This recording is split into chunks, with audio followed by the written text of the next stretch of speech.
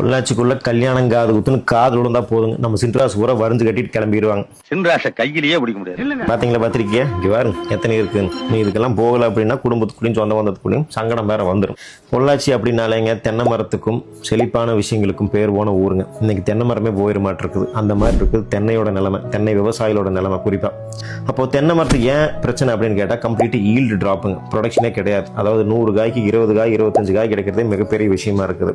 இது எதனால அப்படின்னு பார்த்தா 3 காரணத்தினால. ஒன்று, கிளைமேட் சேஞ்ச். கிட்டத்தட்ட 42 டிகிரி வரைக்கும் போன வருஷம் 2024 அடிச்ச அந்த டெம்பரேச்சர்னால பாதிப்பு, ஈல்டு ட்ராப்.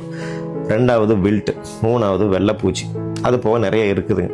இதெல்லாம் எப்படி நம்ம அட்ரஸ் பண்ண போகிறோம்? அடுத்த ஜென்ரேஷனுக்கு சோறு வேண்டாமா?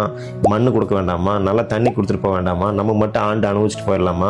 இயற்கை சூழலை பூரா நம்ம நாசப்படுத்திட்டு பணம் மட்டும் சம்பாதிக்கணும். இந்த பணத்தை வச்சுட்டு அந்த இயற்கை சூழலை மாற்றுங்களேன். ஒரு 42 டிகிரி அடிச்சது, ஏதோ பணத்துக்கு கிணத்தை கொடுத்து ஏதோ கொஞ்சம் கம்மி பண்ணுறதுக்கு தானே ஏற்பாடு பண்ணலாமில்ல? நடக்குமா? எப்போ யோசிப்போம்? நம்மளுக்குள்ள போட்டி, பொறாமை, நான் பெருசா நீ பெருசா, அண்ணம்மாங்க 5000 பத்திரிக்கை அடித்தா தம்பிமானுக்கு இன்னும் 2000 பத்திரிக்கை சேர்த்து அடிக்கணும். இந்த போட்டியில் ஓடிட்டு இருக்கோம். இது எப்போ நம்ம இதை பற்றியெல்லாம் சிந்திக்க போகிறோம்? பெருமை பேசுறக்கல்ல. இன்னைக்கு சொந்த பந்தங்கள் எல்லாமே அவனுக்கு இவன் கம்பேர் பண்ணணும், இவனுக்கு அவன் கம்பேர் பண்ணணும், அவனுக்கு இதெல்லாம் வேண்டாங்க.